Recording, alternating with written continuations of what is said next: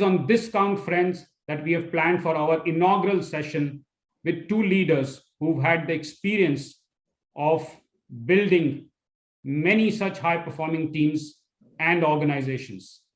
Vijay Thadani, MD and Vice Chairman, NIIT Limited and co-founder NIIT Group, someone who knew 40 years back when he co-founded NIIT that talent would be such a critical discussion. And Amitabh Chaudhry, MD and CEO, Axis Bank, who has built and led organizations across many sectors, including banking, insurance, and technology. I must add that I'm personally very proud of having both of them as part of our first session, especially because I have had the opportunity to engage with both of them through my professional journey. And basis that experience, I can assure you that this will be an extremely enriching session. Ladies and gentlemen, I invite Vijay for initiating the conversation and share more about the richness and relevance of discussions which happens at Confluence. And joining him for a very engaging discussion in the inaugural Industry Leader Address is Amitabh Chaudhry to discuss the role of learning in delivering business outcomes and building high-performance organizations. Vijay and Amitabh, thank you very much for joining us for this inaugural session. I'm really proud and happy to have you here. And I'm sure the audience is excitingly looking forward to your conversation. With that, Vijay, I request you to take the session forward. Thank you, Bimal. And I joined Bimal and the whole NIIT team in welcoming 708 of you who have registered for this Confluence from 300 plus organizations. And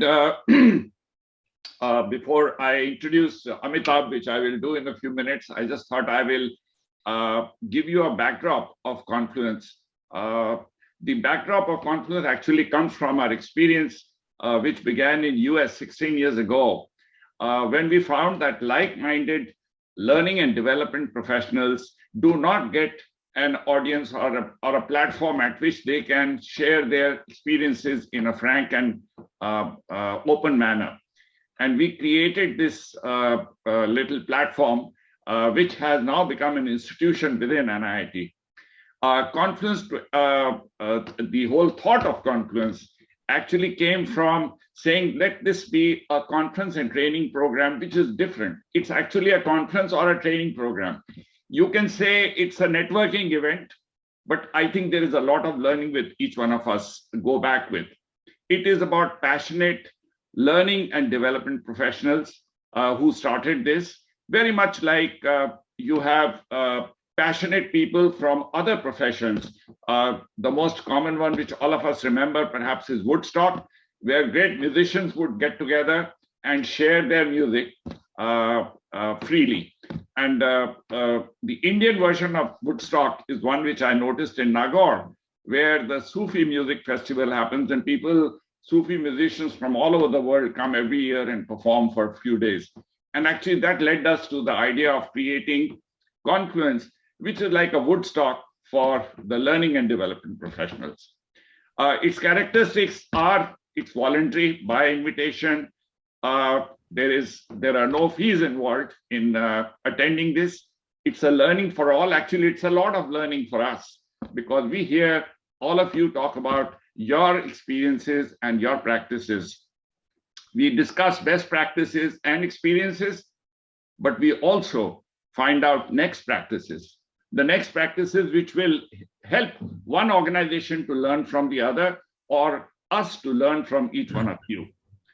It's very compact, it's collaborative, it's non-threatening, it's non-evaluative, it's very topical and handles emerging trends. There's a lot of fun and bonding. I'm struggling to say how we will fun and bond in these virtual settings, but I'm sure Bimal comes up with some new ideas every time. And we build a community. In fact, the repeat participation in Confluence is a great testimony of that. It's very unbiased. There is no selling. There is only sharing. The word NIIT gets used quite often, but that's unintentional. All of you are in some form or the other connected with NIIT. The last part, which I'm sure you would not like to be reminded of. The setting is in Goa. We do a poll every year to say where should we meet next, and unanimously last 5 years it has been Goa. But last year we could not get together in Goa. We've always wondered why Goa. We believe Goa does create an expansive mindset, both with the air. I think water also has a role to play, and food also.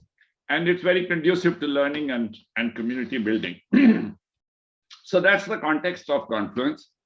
Bimal already shared with you the statistics. Over the last 5 years, it has grown by an order of magnitude. I remember we started with 37 organizations and 50 participants. This year, we are at nearly 300 plus organizations and 708 registrants, as we discussed a few minutes ago. Increasingly, more number of CXOs and decision makers are attending these conferences. And I think the wave is very visible of talent management being very high on the agenda of senior leaders of organizations. And this year also, we have a fair share of that. Of course, we have a lot of people from IT, BFSI, retail, and manufacturing. Last year, just to put the context of this conference, last year I described this conference, which is the confluence of fourth edition of Confluence, as at the end of a cataclysmic event which has changed humanity. I realized it is not just a cataclysmic event. It is actually turbulent waters which are going to last us for a long period of time.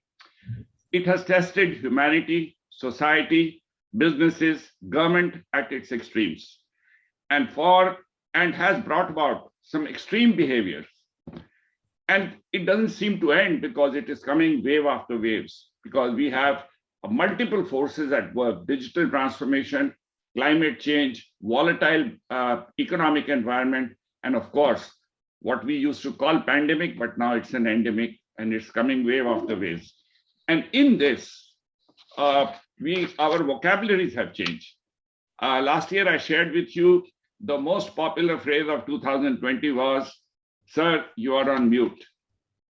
The most popular thing, or the most interesting thing that has happened in this year at the end of 2021 is being positive, which used to be a virtue, now is a very dreaded phase.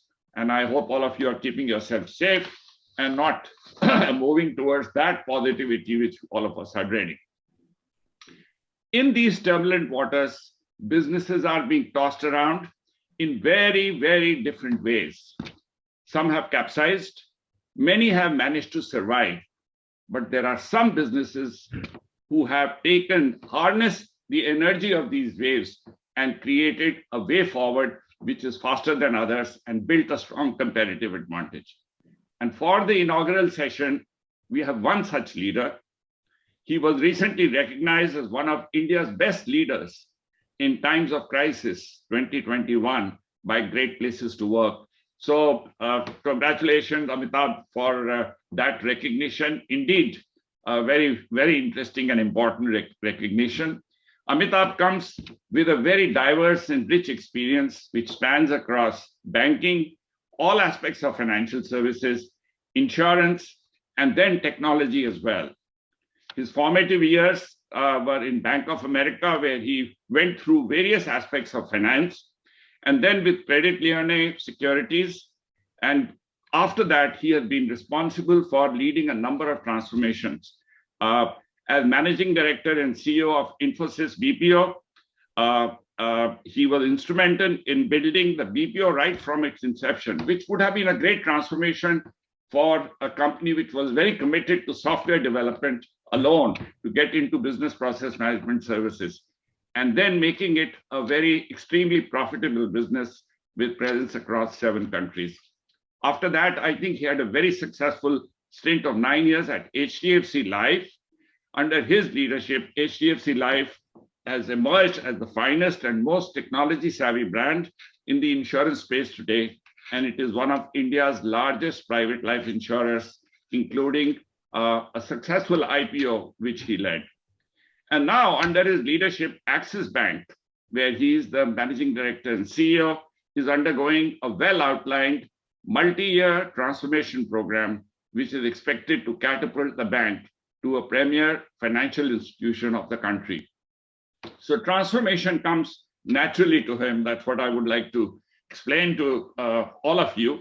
And that's what we are going to discuss in today's conversation. He is currently chairman of the FICCI Committee on Banking. But other than that, while he's in his education, he went through engineering at BITS Pilani, followed by MBA at IIM Ahmedabad. So with that and his special interest of being a very avid reader, a sports buff, and lover of music, I'm sure Sufi Festival must have brought a little smile on his face. And of course, the performance of the Indian team yesterday would not have brought as much smile, but then we are, our team is a fighter, and hopefully if we get a minute, we'll talk about that.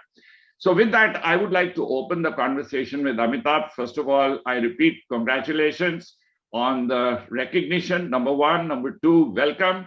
And I do know that you have very, very busy times ahead of you, but thank you so much for sharing your time with us and sharing some of the thoughts, which I am saying in advance. So for openers, I thought if you could share with us this whole theme of building high performance teams.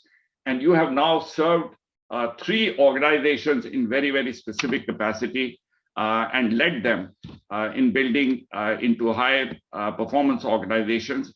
And secondly, across sectors. So if you could share some experiences with that, it will help us warm up and then we can get into more discussion. So Vijay, am I audible? Yes, you are. Okay. So thank you so much for firstly inviting me to this forum, and a bigger thank you for those kind words. I don't know whether I deserve them or not, but thank you so much. It's a pleasure to be here. Moving on to the question you asked, from my perspective, any organization will go only as far as the people who are driving it. And frankly, at the end of the day, that's the only real differentiator between various organizations. If I have to put it in very simple words, there are a few things from people perspective that generally work for any organization. And, I've had, over a period of time working for so long, created some principles in my mind. One of the most important things is constant 360-degree communication with employees is the key. And it is not just with the management team, it is across levels, across the enterprise on an ongoing basis. It is very, very important to provide them with adequate information, guide them while also listening to them and taking their ideas and feedback. And when I say that, it means that you have to create the right forums, the right platforms, the right mechanisms and structures so that it happens in a methodical fashion. You can't leave it to the whims and fancies of the people involved in the hierarchy to do it. So structurally, it should be driven. Of course, individuals do matter and individuals do have their own style and ways of doing it, but structure and form is important. I'm also a very strong believer in constant, transparent feedback. So both qualitative and database. And these conversations, when you have this formalized but transparent feedback, should always cover the aspirations, choices, areas of improvement, strengths for the employees. So employees should believe that whatever they are hearing in those sessions is what the entire management team believes, and they want, they're keeping my interest at heart, at the center of it. They want me to improve. They want me to do well, and that's why they're giving me this feedback.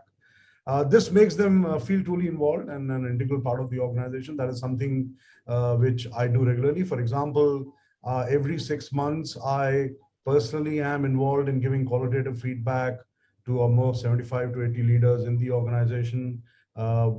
Session where their immediate superior is present and I'm involved and an HR person is involved. We just sit down and talk, and we do it religiously every 6 months. And this has got nothing to do with the typical KRAs they have. This is about them. What are they doing? What are they up to? What their aspirations are? What did we talk about last time? So on and so forth. Second is obviously constant motivation to make them feel appreciated and recognized for the work they do. I think we don't do enough of that. Everyone is working very hard. You talked about COVID and what COVID is leading to and how it has become a way of life, especially when someone is removed and you're not meeting them physically. This constant motivation does make them feel appreciated. I think we underestimate the kind of mental challenges people are going through during these times and how they are trying to seek help outside the organization system because they don't know where to go. So it is very, very important that this constant touch and motivation is provided. It is obviously very important investing and developing your people. I'll talk more about that. I'm sure I'll get an opportunity to do that in terms of what we are doing. It's critical to ensure that each employee has a career growth path, and it's a responsibility of the organization to provide, again, the platform, the means, and train them and help them build the right skill sets and competencies for bigger roles. They cannot on their own just get there. Some enablers are needed, and those enablers have to be provided by the organization. I believe world is changing too rapidly, obviously in a big way driven by technology and what COVID is doing. Very important to keep scouting for new talent, which brings new skill sets to the table. And this process can never end. We have to continue to refresh our organizations on an ongoing basis. And all the skill sets might not necessarily be available inside. You do need outside perspective. You do need fresh talent, which can think differently, which is aware of the new ways of working, as Vijay himself pointed out, that what are the new things which are happening in the learning world. All the new things might not be necessarily known to the people involved. So constant scouting for talent. I think as managers, as leaders, it is very important to find people who will bring different skill sets to the table. Don't find the replicas. People who keep you honest, bring different perspectives, and can actually question you are the kind of people you need. It's an effort which has to be made. It doesn't happen automatically. You have to ask yourself whether you have people in your team who think differently, who can bring a different perspective, who can actually say that what you might be thinking might not be the right way to go. And you need to learn to respect each other's views. Finally, the most important thing in my mind is how do you create a culture of hunger, aspirations, willingness to take risks, and people who are willing to trust the organization that if they take risks and they fail, they will be taken care of. They will actually be rewarded for raising their hand and taking those risks. Some of these facts, I think, some of these things are very, very important to create organizations who can actually be a differentiator in the marketplace. Last but not the least, I also believe that from a strategic perspective, most of the organizations do get their strategy right. It's rarely you see where organization got it completely wrong, and so kind of the organization failed. Broadly, all strategies are in the right direction. Where they fail is the execution. So as leaders, as we create high-performing organizations, how do you create the structure and the platform for relentless, flawless, seamless execution of whatever you've decided to go after? I don't think we spend enough time on that. We assume if we have the right strategy, we have the right people, we throw the right people at the right problems, things will happen. No, I think we fail in execution.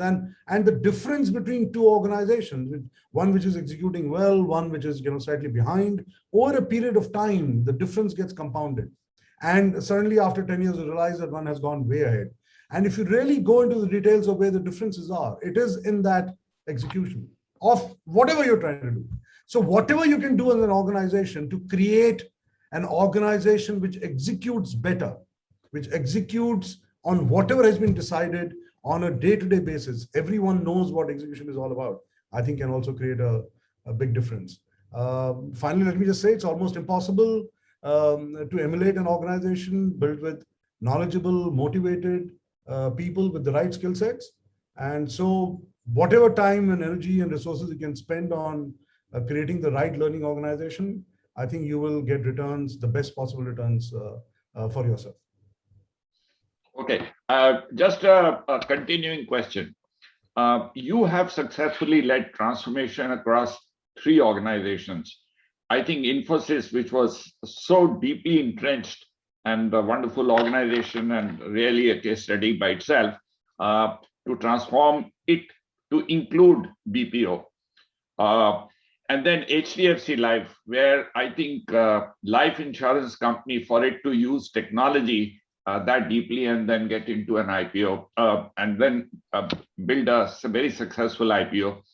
And then now you have Axis Bank. So tell us, between these organizations, are there some intrinsic characteristics of the organization which make the environment more conducive for the ideas that you shared, which is constant communication, which is to do with your spending personal time in meeting 75 to 80 leaders, focus on execution, and constant and transparent communication on building people's aspirations? Or did you see any differences across organizations? Without naming them, if you would like to, most welcome to. But without naming them, did you see differences in the intrinsic character of organizations which causes or help in making these changes or not? So, oh no, there were differences between the three organizations. The way they think, how the leadership was thinking, what they thought was very, very important, how they would react to crisis, just the basic culture in the organization. All the three organizations are very, very different. And, people understand Infosys very well. People understand India very well. They represent some of the, doyens of Indian corporate world. And the people who have created those organizations are well known. But yes, clearly differences are visible. So let me take an example of Infosys. Infosys BPO, for the leadership of Infosys, was a part of the organization which produced as Mr. Murthy used to call it, net profit per employee, which was way lower than what the IT world was doing. And he always used to emphasize to me that, Amitabh, the net profit per employee for BPO is just too low. Secondly, he used to say that your margins are too low, and you're bringing down the margins of the overall company because of you guys are expanding too fast. So their understanding of what BPO could be and what the future could be was limited, and it was our job to ensure that we educate them what the possibilities are. And since I joined and now where we stand today, the difference between what IT and what a BPO does has only got reduced over a period of time. The BPO world has moved to much more knowledge-based services, and the IT world has moved to more solution-based services. And when you bring it all together, frankly, if you really want to solve client problems, you need both. You can't do one and say, I don't do the other. So it was great that the Infosys took the step of actually getting into the BPO side of the business, and both of them came together. But yes, in terms of forward thinking, in terms of planning, in terms of how they thought about every policy, I learned a lot in Infosys because just their way of thinking and go about things was way, way ahead of what I in multinational organizations. In case of HDFC, I saw a level of humility and a concern for employee and customers, which was at a different level than what I saw in some of the other organizations. And I'm not saying Infosys was not there. I'm just saying I found it at a level which was different. And in case of Axis employees are very, very proud of the customer service they provide. Now, that necessarily might not be 100% right in all the cases, because sometimes they've gone way beyond customer service. They've gone and in some, sometimes even violated the guidelines of RBI to help the customer. But the point is that Axis employees are also very proud of the fact that where they came from and where they have reached, and what kind of organization they represent is unique in the Indian banking industry. But what I saw, very common across the three organizations, because in each case we had large forces at the lower level who are providing very basic services. We in India suffer from this problem that there are a lot of people who are educated, but our education does not necessarily prepare our students to take on a job very quickly. The education is very, very focused on getting some content through and testing on them and then giving them a degree. You will get employees who necessarily might not be that well prepared to take on the job, either in the BPO or in the insurance industry or in banking, and especially relating to sales. And what I've seen is that most of the Indians don't like to do sales. They would like to do desk jobs where they can service the customer, they can process transactions, but sales is something which necessarily is not that light. Now, how do I convert, let's say, a person who's not necessarily the best educated, because we have a certain, cost structure also we have to maintain, and convert them into good quality employees who can grow with you over a period of time? What role can learning and development play in actually ensuring that, let's call it a below average person who's coming out of an institute, you convert them into a high performer? And that has been a challenge across all the three organizations. In case of Infosys BPO, it was the back office, but they were doing some very important tasks for global players. And in case of insurance and Access Bank on the sales side, and even on the operation side in many cases. And I think HR and the management team, in many cases, I don't think is spending enough time to try to answer that problem. What all the businesses want is, give me a good employee. Give me a good new employee who can hit the ground running on day one. But that's not possible. It's just not possible in the Indian context, given what is coming out of the doors of college. You have to invest time with them. You have to convert them over a period of time into good people. So that is one thing which I thought was common across all three. Second, everyone wants to succeed, but the definition of success varies in individuals. So how do you create a common success matrix for people, especially in large organizations? How can you create a measure of success which the person at the lowest level in the organization can relate to, and person at the highest level in the organization can relate to? And how do you ensure that on a regular basis, you are communicating that success or lack thereof so that people understand I have that much more to do? Third, which I have struggled with, is how do you make people realize that whatever they do, however small that might be, is very important for the success of the organization. So in that sense, every transaction matters, every customer interaction matters, everything they do matters. And that is very important to communicate. Fourth, we don't do enough work on culture. We assume that will get taken care of. I do believe that management teams should be spending time on asking themselves what is the culture they want in the organization, understanding and doing surveys to understand, is that what is understood in the organization, and work very hard towards moving the organization towards a certain culture. One has been doing that in Access. One of the first things I did in Access is all of us have a definitions around what our value systems are. But when I did a survey of what do you understand from the value system, it was incredible to see that people had a very different view of what a certain value meant. So we actually used senior and mid-level leadership to define in great detail what we meant by those values. And then we appointed 1,000 value ambassadors or guardians to take it to the rest of the organization. Now COVID is coming the way, but the point is that we don't do enough we assume that everyone is has the same culture or same way of thinking. It's not true. Everyone comes, reads what is happening in the organization and decides for themselves as to what the organization really wants them to do. So these are the 4 or 5 points which in a way are common and in a way are very, very different. I think all of us come with a certain view on how to drive organizations or our teams. And I'm sure when I go and a new leader comes, they will have their own way of driving organizations, because every leader comes with their own kind of principles and thought process and how they do things. But there are some things at a platform or a foundation level which never change. And if you want to change them, it takes a lot of time. It takes many, many years to change them. So it's a journey.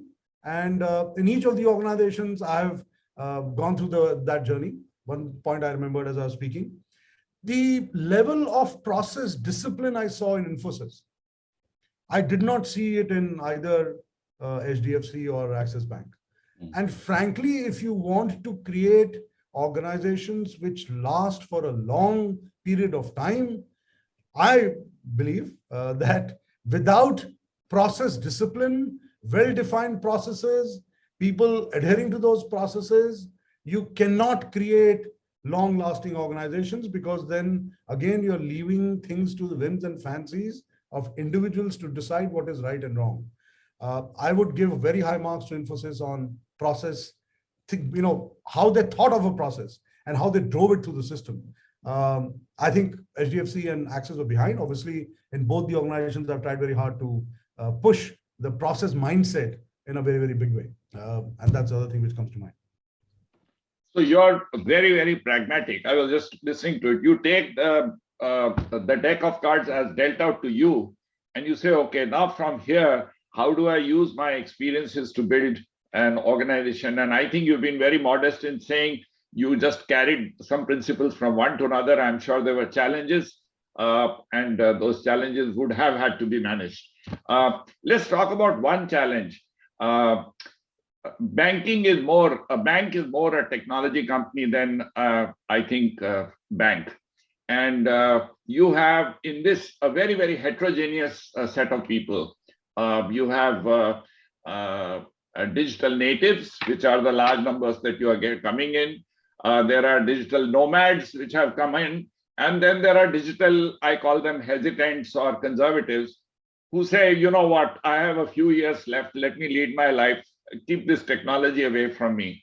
Yet you have the regulator watching over you, and you have to make sure that you do the right things for your customers as well as for your people. So in this, how have you managed these very heterogeneous set of people that you inherited? In case of BPO, Infosys BPO, you set up the organization, but in HDFC and Axis, you inherited a bunch of people with a certain set of attitudes, and you had to transform the organization. So talk to us a little bit about how you manage that part. So let's first understand, what this technology is driving itself. You're absolutely right. We have regulator on one side, which has a very heightened sense of urgency on how they want the institutions to regulate in terms of market conduct, customer conduct, what compliances they need to follow. At the same time, they're very, very heightened sense of risk management so that they don't have to come and save these financial institutions if there was a problem. And we have to align our decisions and people in the workplace to what is also right for our employees and our customers too. So it's the regulator, the employees, the customers.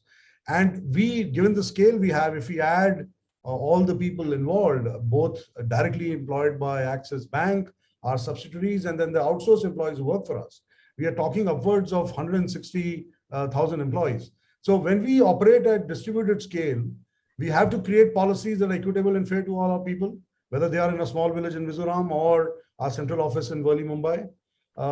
Our motivation to create a great place to work is that whenever a customer meets an Axis banker, they get similar experience and is willing to put their trust and faith in that banker to fulfill their dreams they're dealing with, and someone who they see that pride coming through when they deal with a Axisian, as we would call them. To do that, we very quickly realized that, and when we scouted the world for what have people done to bring that experience to the table, we realized that if you really want to run a program around customer obsession, where it's not just about customer service, it's obsession with serving the customer right within a defined framework, in the sense that you can't violate rules. You need to run a 5-7 year program. I mean, if you look at NPS, for example, as a measure, some of the organizations who've done it well have NPS scores of upwards of 80, and every movement of score from 70 to 71 requires a certain amount of effort, but 71 to 70 requires even more effort. So it is a long drawn out program. So first is that if we do believe that we serve our customers and serve our customers differently, you need to drive a customer obsession program for many, many years in the organization where they see the pride and the sense of service come through in every interaction, and which we are doing as we speak. But there are 4 other things which you need to consider. One is, what are we doing about digital and data? How do we make our employees digital savvy and at the same time also give them data analytics skills? So when I came in, we had set up a digital banking team, which was completely separate. An objective was to just take a fundamental look at how are we driving digital in the organization, how are we driving digital products, how are we driving a digital thinking. And now we have about a pretty large number of people working there. So that was one way to attack the problem. Second was, how do we provide data analytics skills? And apart from learning programs, we try to bring it into the day-to-day way of working within Axis. This is also about making serious investments in thinking digital, thinking customers, solving problems with the customers, and navigating internally in a certain way. We realize that with these changes, it is not just about making your people skill ready, but it is also about workplace of the future. The workplace of the future will neither be the couch or the cabin, it will be on the mobile. So it means, have we provided the enablers to our employees to be able to carry the organization on a mobile? And as we speak, we are working on a app where the first elements will be launched in this month itself, where a person or an individual can literally carry the organization on their mobile, and when they talk to the customers, everything is available there, including ability to sell products to them, serve them, give them inputs on who the customers they should meet, give them nudges, whatever they need. That will be our app to enable our employee and every employee. And there are so many personas within an organization to have the employee structure to the persona of that access employee. If you are in sales, it's a different persona. If you are a manager in sales, different persona. If you're in operations, different persona, and so on and so forth. We have also been a pioneer in future of work in the financial services space. We were the first ones to announce in July of last year that we will permanently move to a couple of days working in our, all the corporate offices rather than 5-day working. We took that call, as I said, in July of last year. We also launched gig opportunities, which was the 2 formats: gig A freelancer for new hiring and gig A anywhere for full-time virtual work for both new hires and our existing employees. We took a call 14 months ago that 30% of our roles that are not customer facing would move to giga formats in 3 years' time. And as we speak, 25% of our employees are already in these alternate formats, much faster than we envisaged. So there is clearly something happening here, and people are very happy to embrace these formats. We also thought flexibility is the key in the new way of working, is a key value for all candidates and organizations. The definition of what is work needs to be challenged. And I have asked my team who's working on these formats to look at different talent pools that we earlier weren't accessing. We are hoping that the new workplace will be much more diverse. People are available everywhere. The organizations just have to become better at harnessing them. Our statistics reveal that in the alternate formats, against about a 27% women in our overall organization, in alternative formats, 44% are women hires, 46% are from non-metro locations, and 53% are from non-banking backgrounds. So another, food for thought. We also have to answer this question: manager and technology. Please understand the paradox. Technology has become your manager. Think who's the manager for an Uber driver. At the same time, the role of the human manager has become more important. Beyond well-being, the manager gives purpose, builds capabilities, motivates, guides, mentors. How do we do that in this alternate world? And obviously, you also need a frictionless employee experience. We are moving more towards self-service journeys, straight-through processes, making HR silent. And there are a lot of ambitious programs which we have launched to ensure that the employee can be served completely on a frictionless basis as we move forward. Now, why am I saying all this? Because if you look at the question you asked, is that in this new way of working and this new way of thinking about work and technology and working away from offices becoming almost omnipresent everywhere, you have to think of how do you tackle this. Everyone talks about great resignation. We do believe that embracing these new ways of working, new skill sets, and trying these experiments is very, very important to counter and to manage and actually capitalize on some of the new ways of working and some of the new ways of engaging with the customers, which is emerging. You have to invest in skills. 3 years back, we came out with a full learning strategy, and we pivoted the question to who to hire, for what skills to hire across levels. For example, we have launched a School of FinTech, the first ever, we believe, job assured program equipping technology graduates with future-enabled skills. So this is an 18-week program, and we realized that hiring technology people was becoming a problem. So we have launched this Future of FinTech. We are hiring people directly from these programs. We are launching something similar for analytics. We are launching something similar for digital. So we are creating separate streams of potential employees who are well-trained in Access way of working, and they will also present the change the bank skills at Axis Bank. We're also teaching people on agile project management. We have spent a lot of time in that.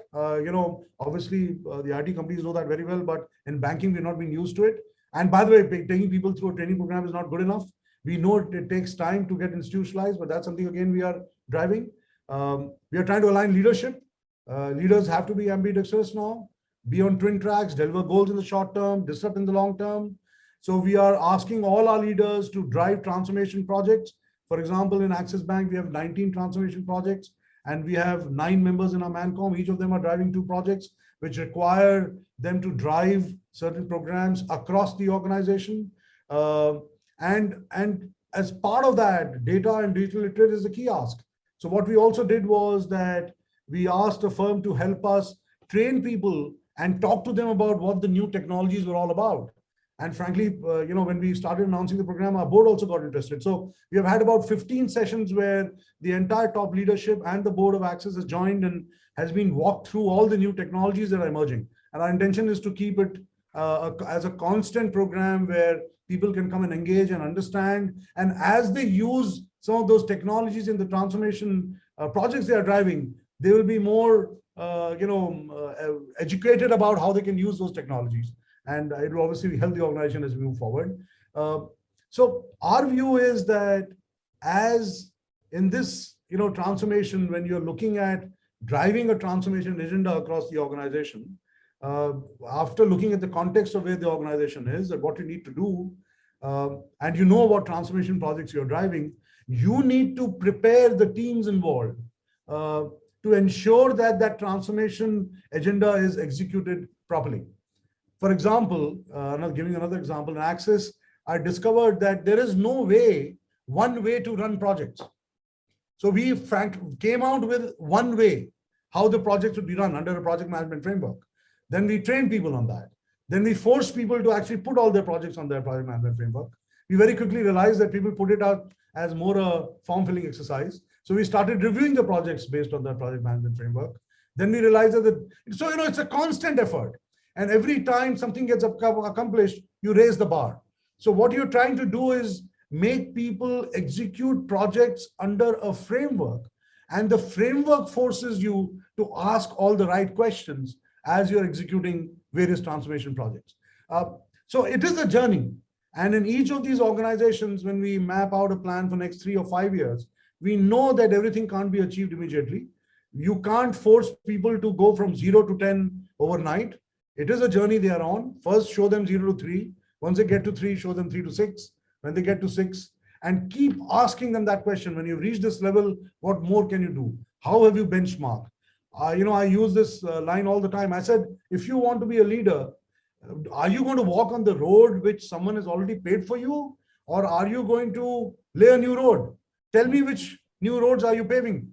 Only then you can be a leader. I mean, if you're going to walk on the road someone has already paved, then you're just a follower. So, keep pushing that agenda. And one of the questions, for example, each of the business units have been asked is, tell us the 2 or 3 things you're going to differentiate yourself with in comparison to competition. Now, you don't have to do it today. It can take 3 years, it can take 5 years, but write down how will you be differentiated. And when you make them write down that, very quickly they discover that they're struggling because there is not much differentiation. And sometimes they come back and say, I can't find any differentiation. And I tell them it is okay, but there are a gamut of things you can differentiate on. Think about customer service. Can we differentiate on that? Can we differentiate on the experience which you provide to the customer? Can we differentiate on the digital offering which we have in this product? It can be myriad of things. So it's a question of driving people, constantly, continuously. It's making them look at the glass half empty rather than saying glass half full, great job all the time. But by the way, the glass is half empty. And I remember someone asked me that if you fill the glass, then what do you do? I said, I will get a jug, don't worry. So it will always be empty. So, we have to keep pushing that. Sorry, I'm giving a very long answer, Vijay, but I thought I'll just share my experience. No, but this is fascinating. And I think your passion and attention to detail on each one of these is truly astonishing and really creditworthy. What I want to say is, if you were to allocate a percentage of time as the head of an organization with 160,000 people, what is the time you think you would allocate to talent management? I'm sure it's a CEO of his agenda, no doubt, but what percentage of time would you allocate? At least 25 to 30%, if not more. Okay. Because it is not just about, for example, I read every customer complaint which comes to me personally. Wow. I'm not outsourced it to anyone. And problem is that when people start realizing that I started reading it, I think a lot of the employees start giving my mail ID also. So you get more than your fair share of complaints. And frankly, when you start reading those complaints, you very quickly realize, where things are lacking, including, for example, the quality of mails are employment right. And when you dive deeper and deeper, you very quickly realize that a lot of our people can't write simple English, and it's not their fault. It's not their fault at all. They're not being taught that.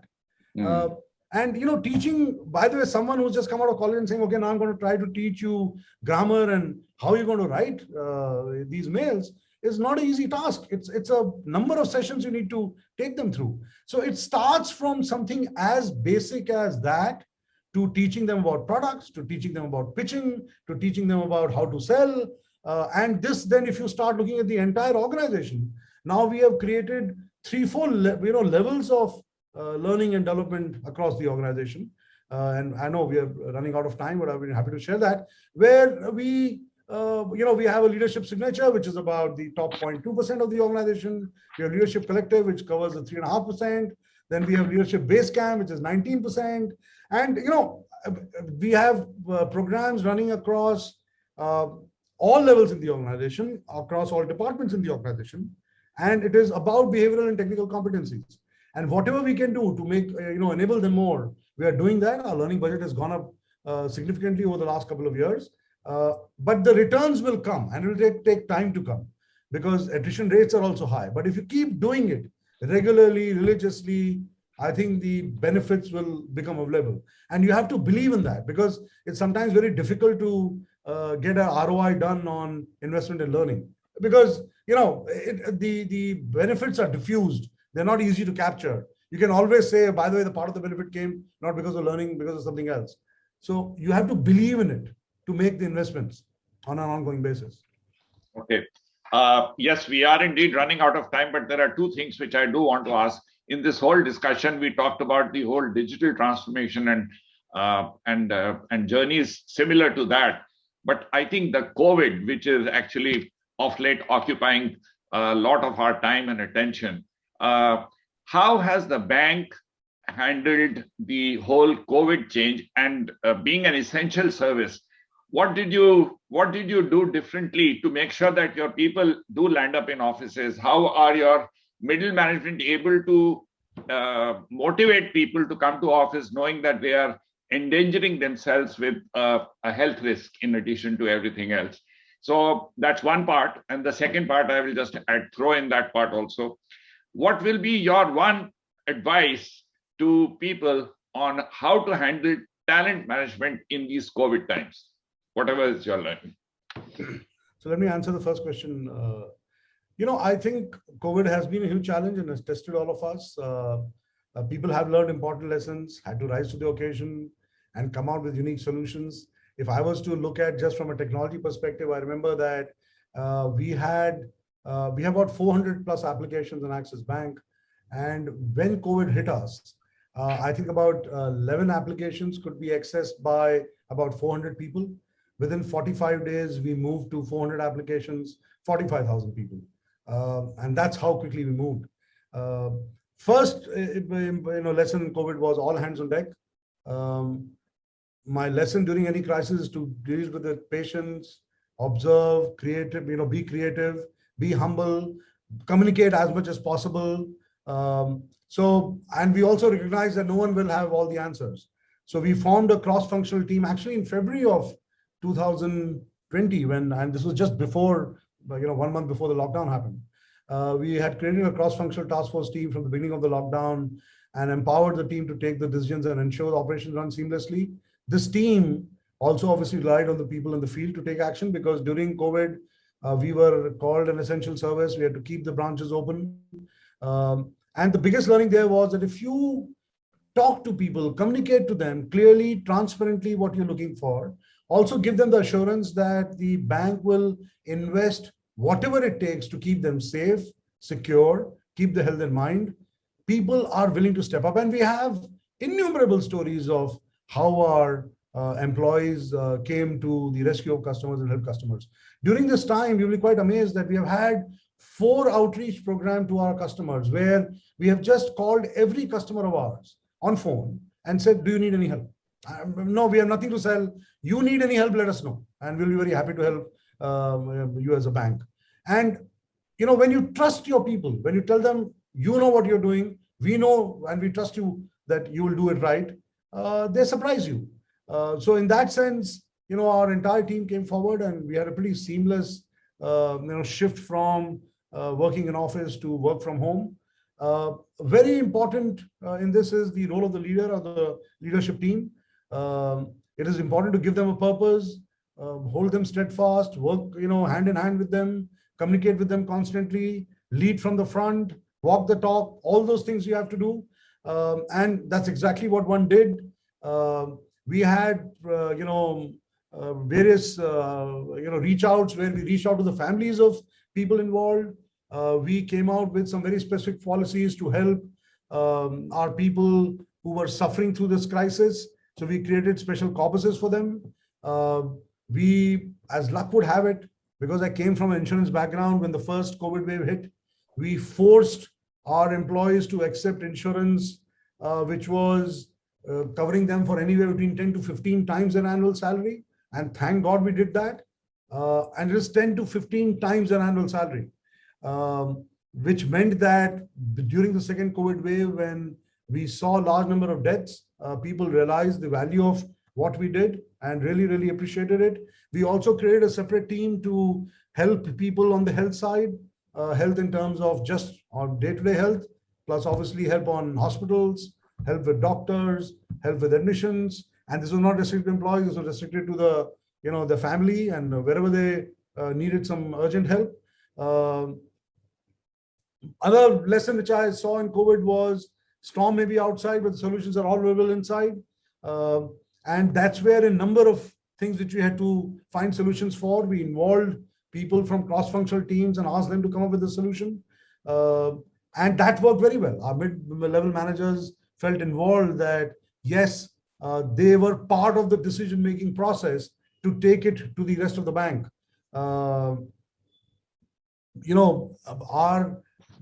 Today, almost 75% of the employees are working on a hybrid basis because of what we did. We also did a lot of communication, Karen, I've talked about that, but Mancom, which is our management committee, met every day during COVID. Every day we used to meet or have a call. The emergency response team met every day. Leaders had check-in calls every day. Our work perhaps became more structured. Our webcasts, learning and celebrations moved virtual. We drove conversations around values, used the time to drive a conversation around values. And that really helped us. Whenever we could get an opportunity, we spent a lot of time meeting people. So even if it was virtual. So I now on a monthly basis meet various branch managers and employees who have their birthdays during that month and just talk to them and ask them to share whatever problems they're going through, which would not have been possible in the pre-COVID world. Now these people gradually slowly have realized that they can say anything and share whatever feedback they want to share, and it becomes has become a very, very interactive session. So that has also worked very well. We also looked at working very hard towards managing the well-being of people. So whatever we did in the offices, we showcased to them what we're doing in the offices. We shared with them. It was visible to them. We ran vaccination programs. We not only ran vaccination programs, every organization did it. The way we ran it, we got kudos from both the employees and the family in terms of how we went about it. So I think in everything we tried to do across, COVID, employees realized that no, the organization is trying to do the right thing for me. And so we got massive support. We had never had any problem where we had to call employees and say, why you're not coming to work? That was never an issue. You asked me the second question. One advice for talent management in COVID. Sorry. So, the best advice during time of crisis is that first accept the fact that you do not have all the solutions. Your management team also might not have all the solutions. Axis has a credo called Dil Se Open. So I think one advice would be extremely open, reach out for all the ideas which might be coming your way in a time of crisis. Assimilate them, analyze them, and don't make it your ideas, make it the ideas of the entire organization. And as you do that, you will very quickly realize that the collective can do a great job in managing a crisis, because all of them believe that they are not just wading through a crisis, but they're involved in actually solving the crisis. And when that happens, magic happens in my mind. And that's exactly what we saw in Axis. Wonderful, wonderful. I think we've run out of time, but I can't help but ask you one question. What is the future of this test match? Very difficult to say at this point in time. I think Indian team off late means the last couple of years has surprised us in terms of what they can do when they put their minds to it. We hope it can happen this time also. Did not happen in the last test match. Yeah. So I think somewhere my worry is that it has also become, cricket was also always a mental game, but the mental challenges have gone up manyfold because of COVID. The isolation, we don't realize how big a challenge is. You're just living in a silo, you are living in a separate, and for extended periods of time. When that happens, it can do a lot to your mental framework. And that reflects in how you perform on a day-to-day basis. So I hope, and I'm assuming that the coaches are spending a lot of time on the mental side of things, because the team has the talent. That's not the issue. The issue is, are they mentally ready? And if that is right, I'm sure this team has shown in the past that they can go and win this match also. Wonderful. I'm sure you would like to hear what Gary Kirsten has to say. We have a conversation with him, and it'll be great if you would like to join in that conversation, time permitting, of course.